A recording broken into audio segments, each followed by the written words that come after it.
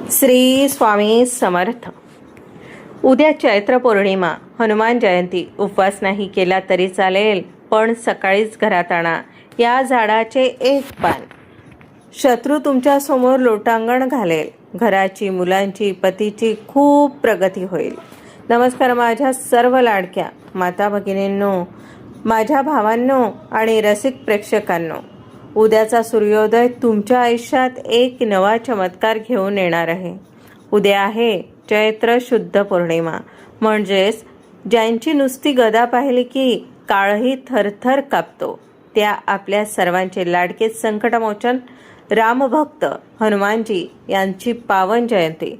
अनेकांचे मला मेसेज येतात, फोन येतात की ताई आम्हाला हनुमान जयंतीचा उपवास करायचा आहे, पण घरातील कामांचा व्याप एवढा आहे की जमत नाही किंवा प्रकृती साथ देत नाही. मग काय आम्हाला मारुती रायाचा आशीर्वाद मिळणार नाही का? तर माझ्या सर्व माता भगिनींनो, आज तुमची ही चिंता कायमची मिटणार आहे. शास्त्र सांगतं की भक्ती ही पोटात नाही तर पोटतिडकीत असावी लागते. उद्या तुम्ही उपवास नाही केला तरी चालेल, पण उद्या सकाळी सूर्योदयाच्या त्या ब्रह्ममुहूर्तावर एका विशिष्ट झाडाचे फक्त एक पान तुमच्या घरात घेऊन या. हे केवळ पान नाही, तर हे साक्षात हनुमानजीचे कवच आहे. हे एक पान तुमच्या घरात आल्यानंतर अवघ्या 24 तासात तुमच्या आयुष्यातील जी जुनी गरिबी, तुमच्या मुलांना लागलेली नजर, तुमच्या घराला कुणाची तरी लागलेली ती करणी बाधा, नजरबाधा आणि वर्षानुवर्षे चालत आलेली इडापिडा जळून भस्म होईल. जे शत्रू आज तुमच्या प्रगतीवर जळतात, तेच शत्रू उद्या तुमच्या समोर लोटांगण घालतील. तुमच्या पतीच्या व्यवसायात, नोकरीत अशी काही भरभराट होईल आणि तुमच्या मुलांची प्रगती पाहून जगाला आश्चर्य वाटेल की हे अचानक कसं झालं. हा उपाय नेमका काय आहे? ते झाड कोणतं आहे आणि त्या एका पानाने तुमचं नशीब कसं उजळणार आहे, हे मी तुम्हाला आजच्या व्हिडिओमध्ये सांगणार आहे. व्हिडिओचा एकही सेकंद मिस करू नका, कारण अर्धवट माहिती कधीच फळ देत नाही. पण त्याआधी जर तुम्हाला वाटत असेल की तुमच्या कुटुंबावर मारुतीरायाची कृपादृष्टी कायम राहावी, तर आत्ताच्या आत्ता या व्हिडिओला लाईक करा, आपल्या चॅनलला सबस्क्राईब करा आणि गरजू लोकांपर्यंत हा व्हिडिओ शेअर करा. कारण दुसऱ्याचं भलं चिंतलं की देव आपलं भलं करतोच. आणि आपली श्रद्धा, आपली भक्ती व्यक्त करण्यासाठी कमेंट बॉक्समध्ये श्री स्वामी समर्थ, गंग गणपतये नमः आणि ओम नमः शिवाय आणि ओम नमो भगवते वासुदेवाय लिहायला अजिबात विसरू नका. लक्षात ठेवा, तुमच्या एका कमेंटमध्ये तुमचं नशीब बदलण्याची शक्ती आहे. चैत्र पौर्णिमा ही वर्षातील साधीसुधी पौर्णिमा नाही. शास्त्रात हिला महापौर्णिमा म्हटलं का जातं सांगते. कारण याच दिवशी सूर्य आणि चंद्र अशा एका विशिष्ट कोनात येतात की पृथ्वीवर सात्विक ऊर्जेचा महापूर येतो. आणि याच पावन तिथीला जेव्हा नक्षत्राची स्थिती जुळून आली, तेव्हा साक्षात शंकराचे 11वे अवतार आणि भगवान विष्णूंचे परमप्रिय भक्त हनुमानजी यांचा जन्म झाला. पण मित्रांनो, तुम्हाला एक असं गुपित माहीत आहे का, जे आजवर कोणीही तुम्हाला सांगितलं नसेल? उद्याच्या दिवशी निसर्गातील एक विशिष्ट झाडाची शक्ती 1000 पटीने वाढलेली असते. या झाडाचा एक छोटासा अंश, एक छोटं पान सुद्धा तुमच्या आयुष्यात असा काही चमत्कार घडवून आणू शकतं की तुमचं नशीब रातोरात पलटू शकतं. आज अनेक माता भगिनी मला रडत रडत सांगतात, ताई घरात पैसा येतो पण तो कुठे जातोय समजतच नाही. पतीने कितीही कष्ट केले, रात्रंदिवस एक केला तरी घरात बरकत नाही आहे.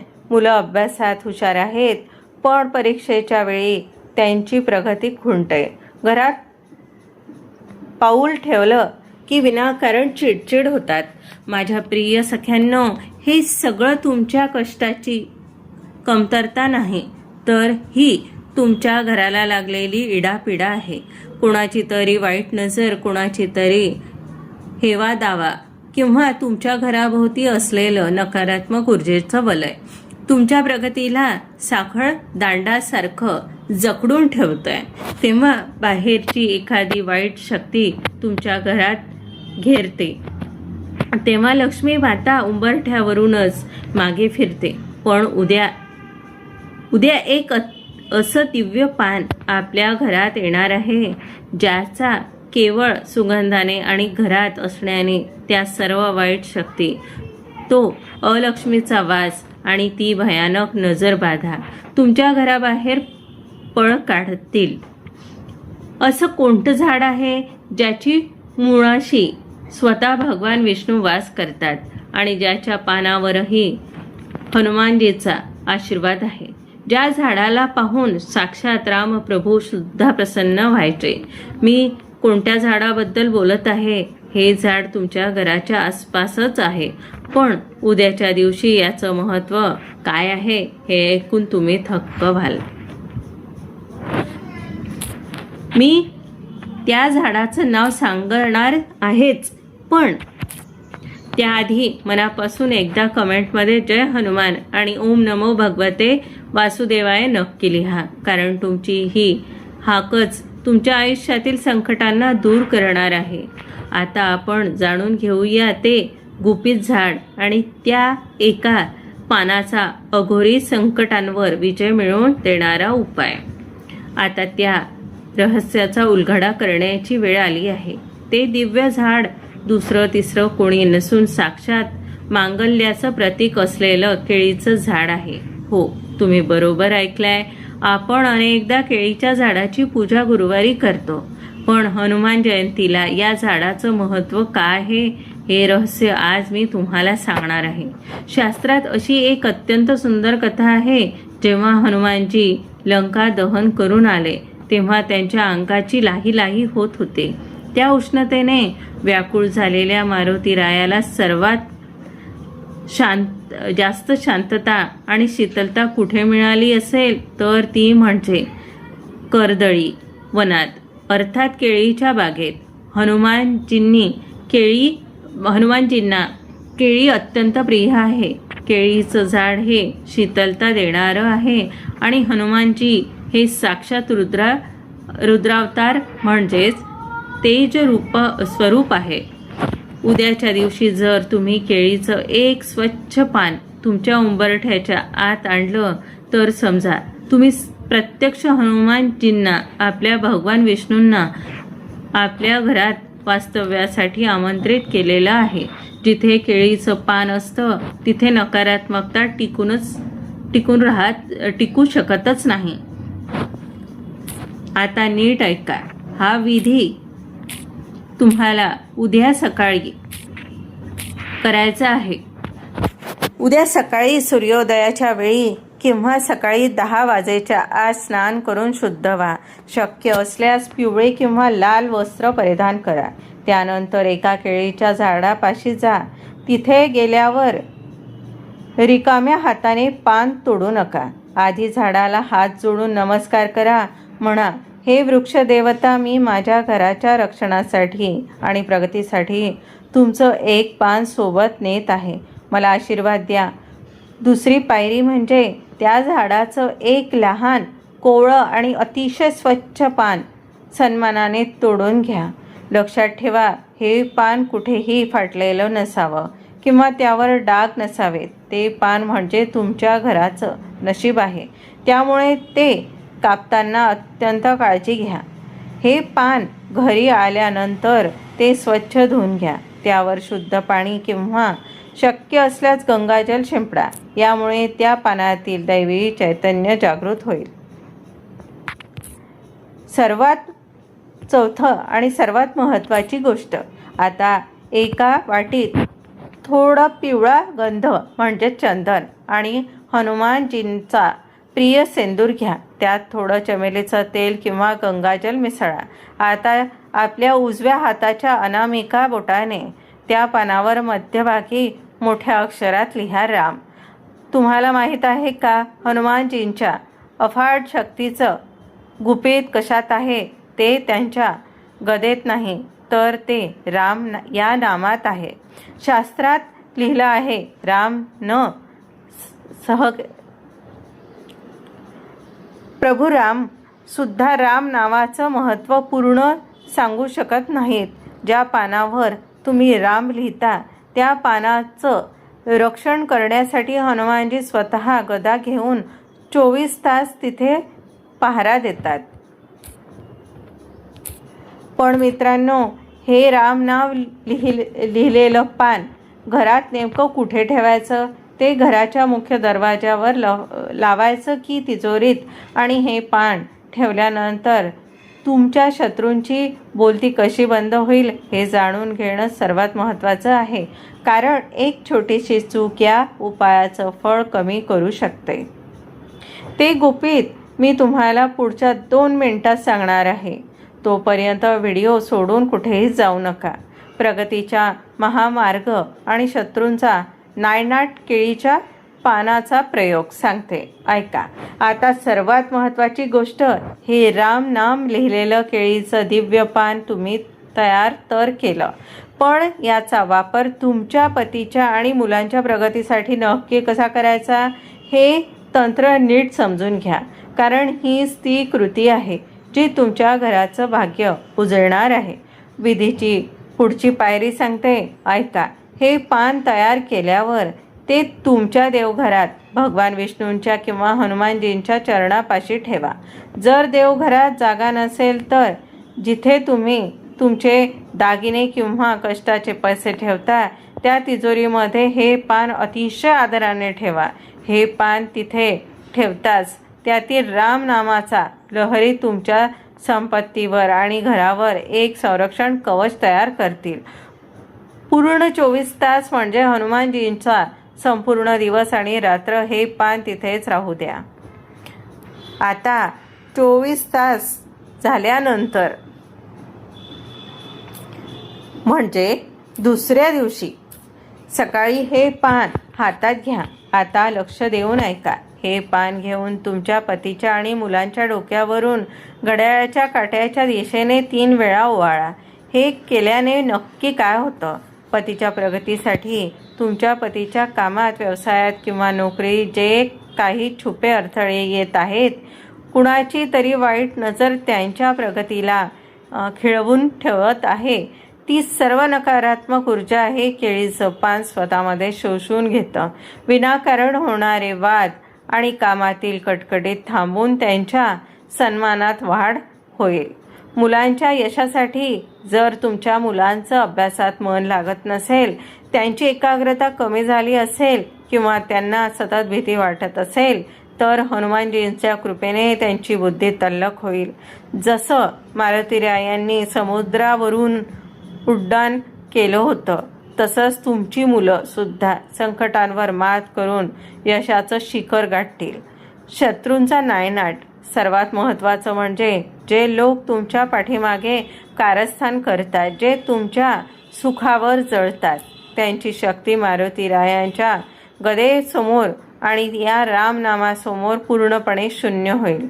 ते शत्रू तुमच्या समोर लोटांगण घालतील. त्यांची तुमच्याकडे वाकड्या नजरेने पाहण्याची हिंमत होणार नाही. तुम्ही विचार करत असाल की केळीचं पान का? मित्रांनो, केळीच्या पानात सात्विकता शोषून घेण्याची अफाट आणि नैसर्गिक शक्ती असते. तुमच्या घरात असलेली वर्षानुवर्षे इडापिडा आणि दारिद्र्यपणा हे पान आपल्यात खेचून घेतं आणि तुमच्या घराला एखाद्या मंदिरासारखं शुद्ध करतं. पानाचं विसर्जन कसं करायचं सांगते, ऐका. ओवाळून झाल्यानंतर हे पान इकडे तिकडे फेकू नका. हे पान एखाद्या वाहत्या पाण्यात प्रवाहित करा किंवा जर पाणी नसेल तर एखाद्या मोठ्या झाडाच्या मुळाशी जिथे पाय लागणार नाही अशा ठिकाणी आदराने अर्पण करा. पण थांबा, हा उपाय करताना मनात कोणता एक संकल्प असायला हवा. आणि अशी कोणती गुपित गोष्ट आहे जी तुम्हाला घरातून बाहेर पडताना करायची आहे हे जाणून घेतल्याशिवाय हा विधी अपूर्ण आहे. ते गुपित मी तुम्हाला आता सांगणार आहे. व्हिडिओ शेवटपर्यंत पहा, कारण हीच ती शेवटची गुरुकिल्ली आहे.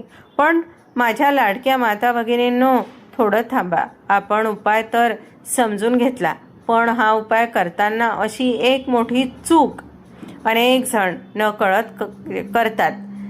मेहनत वाया जाऊ शकते. ही चूक म्हणजे प्लॅस्टिकचा वापर. जेव्हा तुम्ही ते केळीचं दिव्य पान झाडावरून सन्मानाने तोडाल, तेव्हा चुकूनही ते पान एखाद्या प्लॅस्टिकच्या पिशवीत गुंडाळून किंवा पिशवीत टाकून घरी आणू नका. शास्त्रानुसार प्लास्टिक हे नकारात्मक ऊर्जेचं वाहक असतं आणि ते त्या पानाच्या जिवंत सात्विकतेला मारून टाकतं. मग काय करायचं? ते पान तुमच्या हातावर एखाद्या लहान बाळासारखं आधाराने धरा आणि एखाद्या शुद्ध सुती कापडात, जसे की पिवळा किंवा लाल रुमाल, गुंडाळून घरापर्यंत घेऊन या. तुमच्या हाताचा स्पर्श त्या पानाला झाला की तुमची श्रद्धा त्या पानात उतरेल, हे लक्षात ठेवा.